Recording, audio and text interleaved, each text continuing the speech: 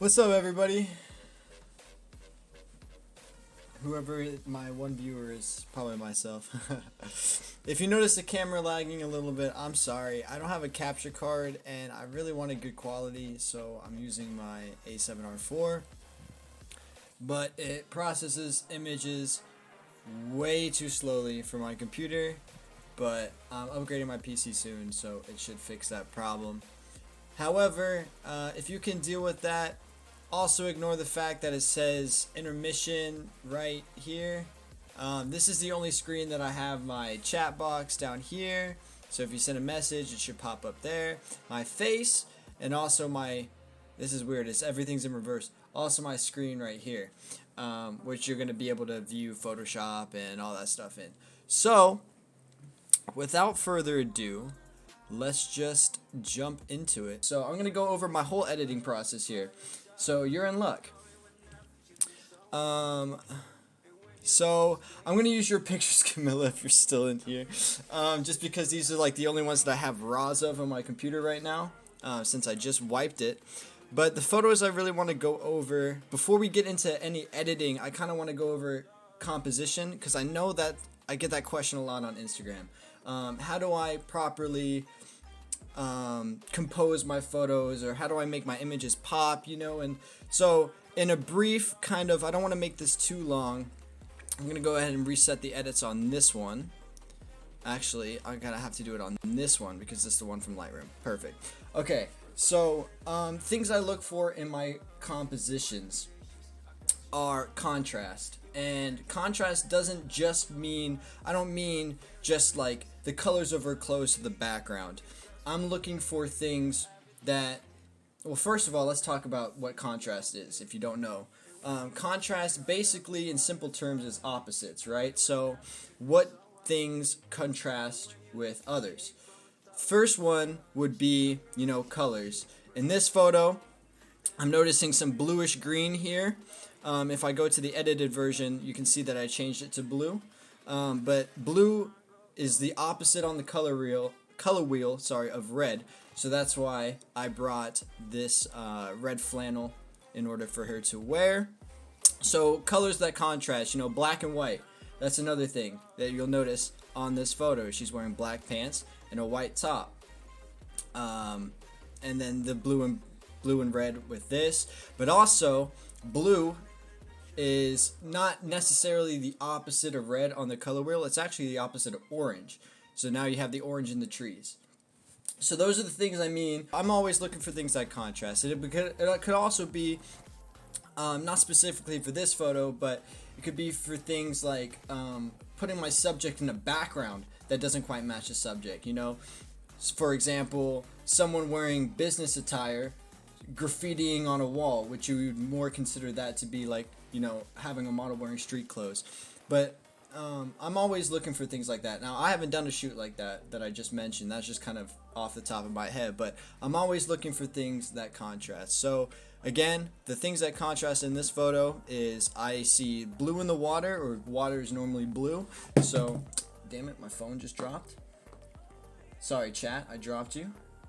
So yeah, the blue in the water, I'm going to make that blue. And then the red, and obviously the black and white in the photo, but also the blue and the orange here.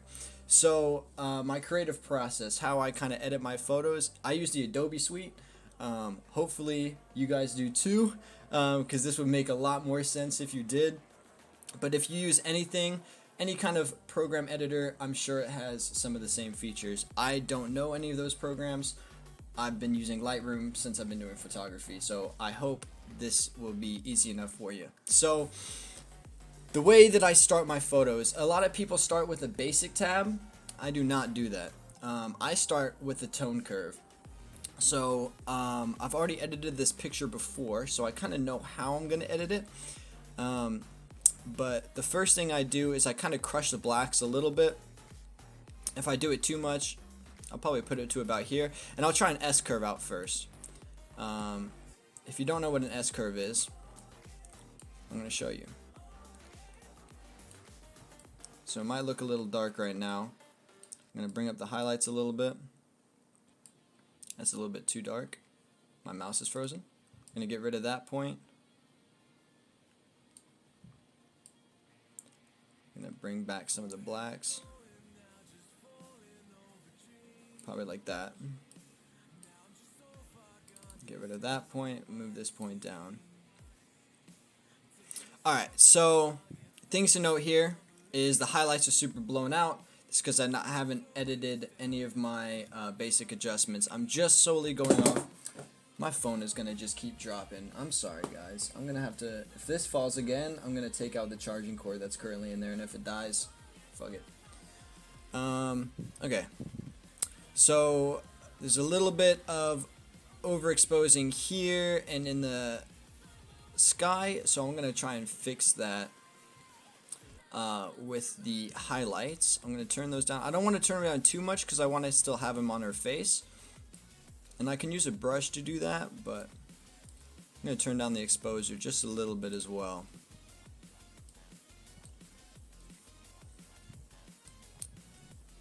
Okay. Bump up those shadows just a little bit. Turn down the whites. And I'm going to leave the blacks where it's at. I don't touch clarity, I don't touch texture. I might adjust the vibrance just a little bit to give some of the saturation back in the oranges. And then I'm going to actually combat that with turning down the saturation just a little bit. So right now I think this image looks pretty flat. So what I'm going to do, I'm going to bump up the contrast just a little bit. And then everything I don't edit in Photoshop or Lightroom, sorry, I'm gonna go back into Photoshop and edit that. So I don't really fuck with the tone curves of the colors right now. What I normally do, turn on profile corrections. Forgot to do that. Always a must, especially if you shoot with the 24-70 by Sigma, which is what I was using here. There's a lot of distortion. I'm gonna show you. Not so much at this focal range, but if you go up to like 24 millimeters, which is what I'm using as my camera, then definitely gonna get some distortion. So, alright. So, I said I wanted to make this part blue, right? So how am I gonna bring up those blues? I'm gonna come down here, and I'm gonna turn down those greens. And I'm gonna bring up the blues. Actually, I should be on hue first. So my aqua, I'm going to turn that up to blue, turn this up, and turn that up to 100%. So now you can see the water turning a little bit more blue. And then if I adjust, I think it's the blue slider. Yeah, you're going to see that start to work. Then I'm going to bump up the saturation. Oh. Okay. Bump up the saturation of those greens. Bump up the luminance. Luminance of those greens. Do I bump that up or turn that? I'm going to bump that up just a little bit. I'm not going to do it too much. Cool. Alright. So I kind of have the colors. I'm actually going to bump down the saturation of the oranges quite a bit. Oh, that's the luminance. Wrong thing. Saturation of those oranges quite a bit. Perfect. But for this, yeah. I might switch out just to get a bigger picture of it occasionally, but for the most part, I'll edit like this for you. I see blue. How about that? Okay. So now I'm going to mess with the tone curves a little bit. How am I going to do this? Bring those down a little bit.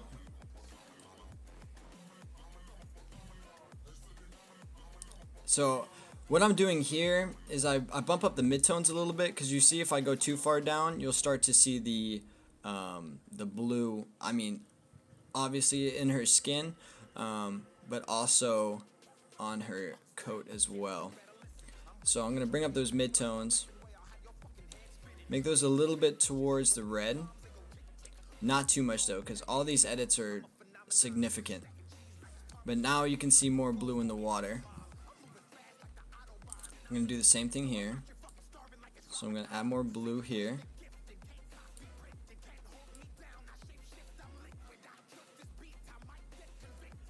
What song are we listening to, by the way? I have no idea. I'm gonna pull that back down towards the yellows. And the highlights, I'm gonna go back up to those blues. And then the greens. See what I want to do here. I don't want to mess with the greens too much.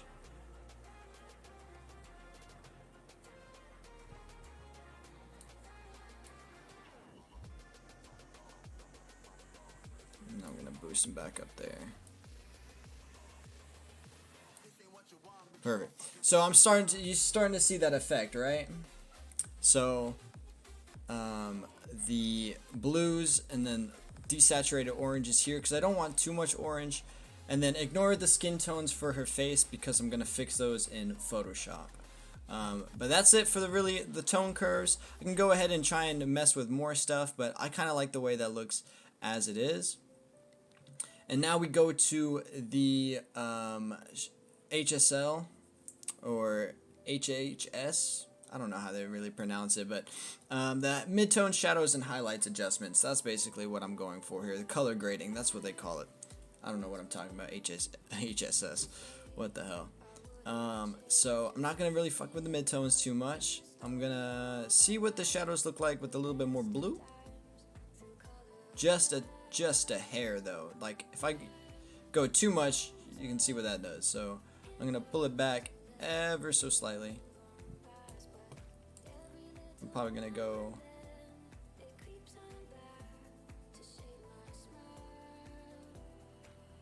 so basically this slider right here, this determines where it's actually going to apply this blue. So if I do it to the highlights, the super highlights, you're going to see one, it blows out the image, and two, it's going to go for more. And then if I go towards the blacks, it makes it a little bit darker. And then it doesn't go to as much. So I'm going to probably keep it down pretty low because I don't want it to be super blue on her pants. And then this one, go with, this is the highlights. I don't think the highlights really need much of an adjustment. I think they're pretty good as they are. Let me just zoom into her face real quick to see how much blue is on her face. See, there's a lot of blue here in the shadows. So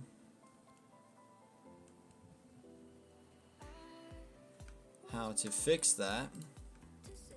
I'm gonna zoom in. I'm gonna go to the brush tool. I'm going to go to temperature, and let's see what this does.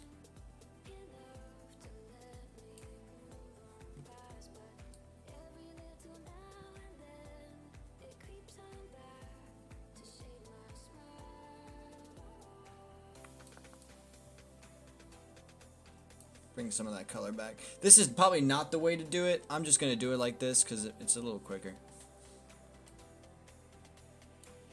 Yeah, you can see what it does to our highlights, so I want to make sure I just get the shadows in there. Figure out the word. Okay. Let's see what I don't want to apply clarity to the whole image. I think for Lightroom this is pretty well done. I'm actually going to go back to the HSL. I'm going to bump down those greens.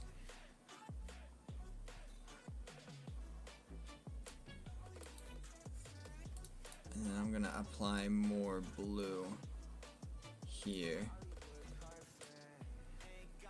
And more blue there. Actually, saturation, turn down the saturation of the greens. That works a little bit better.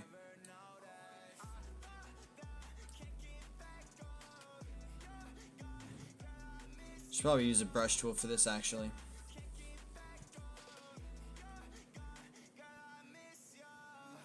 Someone's texting me. Oh, I'm sorry, dude. I'm not paying attention to you. Do I like the new HSL? Yes, I do. For multiple reasons. I just think the layout of it is nicer, and I think it does a better job than the old one. Alright. Cool. So now that we have all the adjustments we kind of want done, I don't really mess with too much of this, although I'm going to see what it does.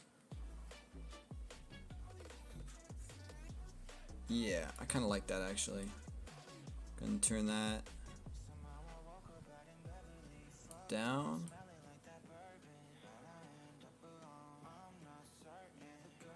Okay.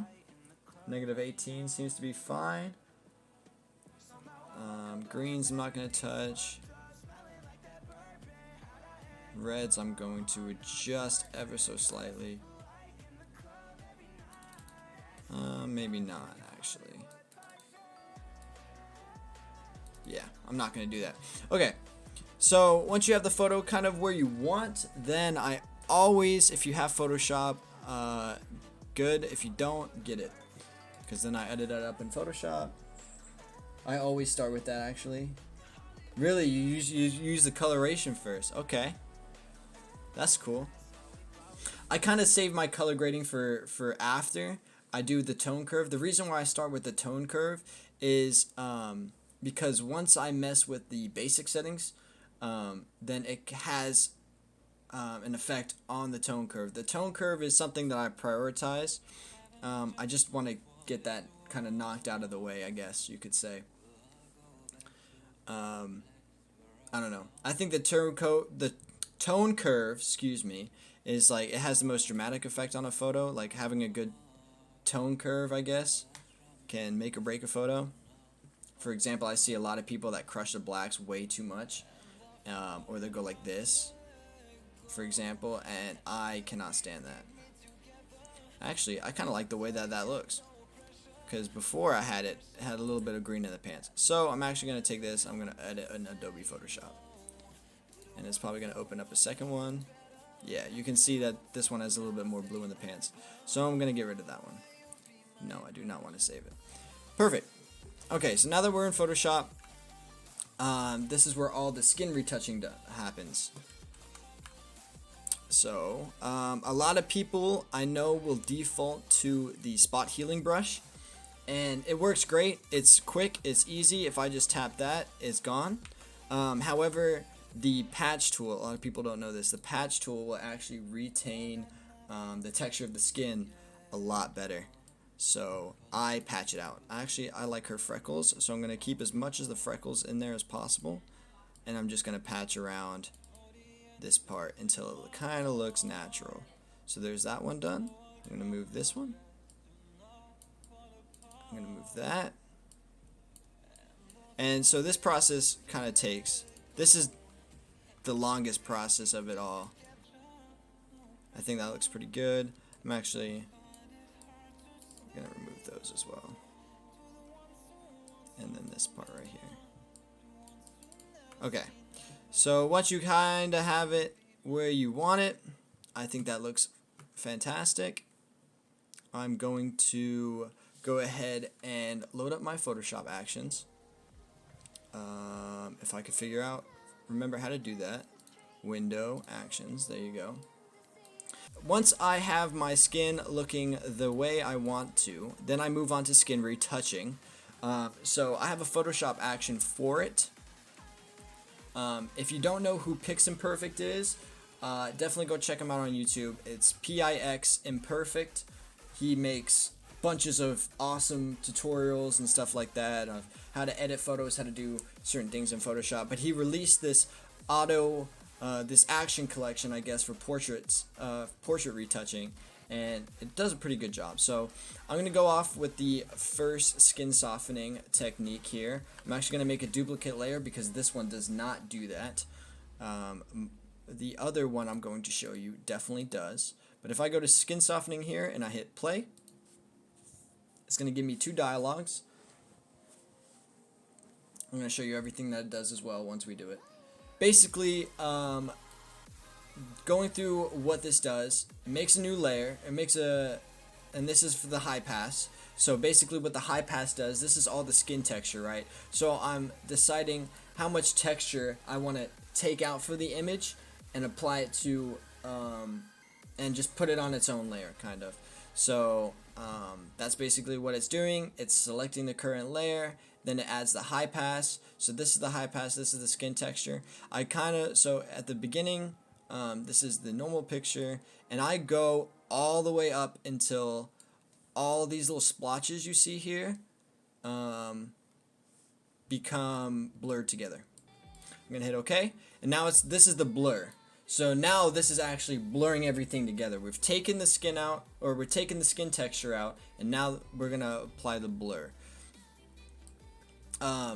It kind of does it backwards, in the sense that the blurring comes first for whatever reason, and this is like, it looks like it's bringing the texture back, but this is actually applying the blur. Like if you look at the preview here, this is with all this is the skin texture, and this is the blurring on the skin texture. But it looks like on the actual photo, it's bringing it back. But yeah, so we decide how much we want to bring back. I don't know specific values. I don't want it to go too low because that doesn't look realistic. I kind of bump it up. But then once I start to see the splotchiness again, like here, that's too much. So I think about 7 or 8 was pretty good. Let's see. Actually, maybe like 6. I think 6 looks good. So then we hit OK. And now you can see down here it comes out with a mask. And the mask is set to black. Now if you know Photoshop, I'm going to read your message in a second. If you know Photoshop, you know that if you have a mask on a particular layer, that black means it's hiding, and then white means it's revealing, right? So I have my brush selected to white. I'm actually going to bump this down, and now I'm going to read your chat message. Now I only want to apply the smoothing to areas that need smoothing. Like here, you can see it's blotchy. Here you can see it's blotchy. Here you can see it's kind of blotchy. And up here I'm going to smoothen out too. So I'm going to go ahead and do that. I don't want to make the brush size too big, just in case I go over an edge. But you can see kind of what it's doing. And I turn my flow up to 100%.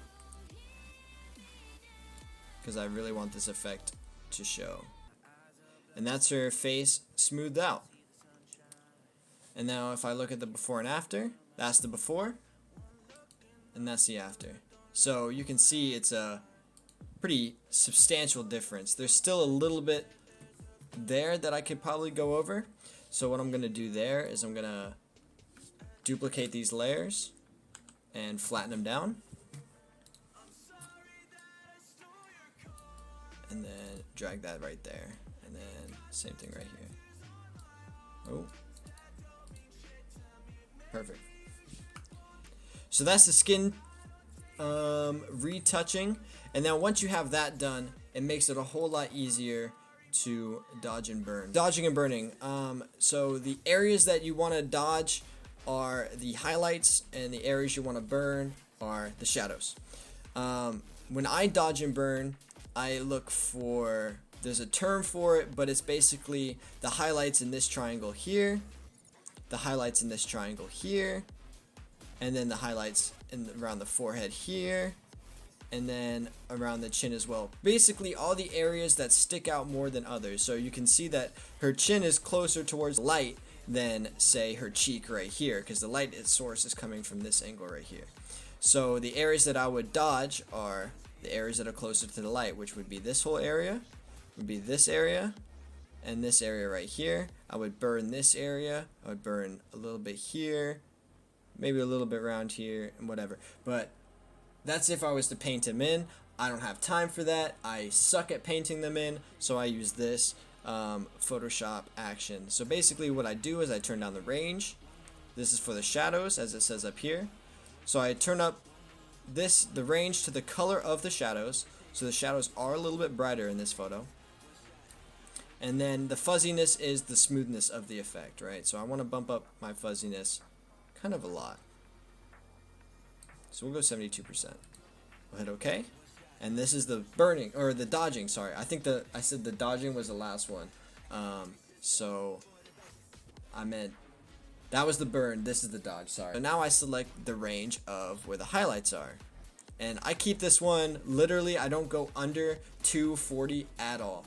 I kind of bump this one up, I kind of crank it. Because right here is pretty much white, right? So I don't want to bump it down and not have this area affected. So I'm gonna go down to like 245. I'm gonna bump up that, and I'm matching the highlights on her face with the highlights here. That's exactly what I'm doing. So this is the fuzziness. So I'm going to turn this one down a little bit because I don't want the areas of the highlights to be affected too much. So matching up the highlights with this right here. So I can see there's a little bit there, there's a little bit there, most of it's here, there's a little bit here, and on the shirt as well. That's all in the sun. I think 64% is pretty good. That looks absolutely terrible, right? That's because that's at the default values. So obviously the burning is a little bit too much, so I'm going to go to the burn layer and I'm going to adjust that. I'm going to turn that down. Then the highlights are a little bit too strong here, so I'm going to bring those highlights up to just affect the highlights, and I'm going to turn that down. And then I'm probably going to bring this down to just affect the shadows too. But you can see before dodging and burning, after dodging and burning, still looks kind of messed up. I wouldn't dodge and burn this photo at all. I think it looks good just like that. But that's basically, if I pop back into Photoshop, I'm going to see how close I was editing this. I'm going to open it back up in Lightroom. Now you can see the before and the after of this photo. I think that's pretty well. Kind of close, but you get the basic gist of it. That was that photo done, knocked out of the way. That's it for this photography kind of workshop. Basically, to go over the topics, we talked about how I compose photos, what I look for when I'm doing compositions, I guess, like contrast, whether it be the colors of the photo, the colors of the model's clothes, or the entire composition as a whole. Contrast matters. Contrast is what makes images pop. So definitely that's what I look for when I'm shooting. I went over my skin retouching techniques. I went over dodging and burning, although I could have spent hours teaching you guys how to actually paint it on. Just wanted to make it simple and use that Photoshop action. Shout out Piximperfect and David for the Photoshop actions of skin retouching and skin softening and everything like that. Go check them out. I posted David's Instagram in the chat. If you missed it, it's David_V_photos. And then Piximperfect, you can go search him up on YouTube, Piximperfect. But yeah, that's it for me. Hope you guys enjoyed. I'm definitely going to be doing more of these as I take more photos. So be on the lookout for that. Drop a follow if you haven't already. Follow me on social media. Follow me on Instagram. Follow me on Twitter. Follow me on YouTube. And I will see you guys in the next stream. More streams, please. You got it, man. Take care, guys.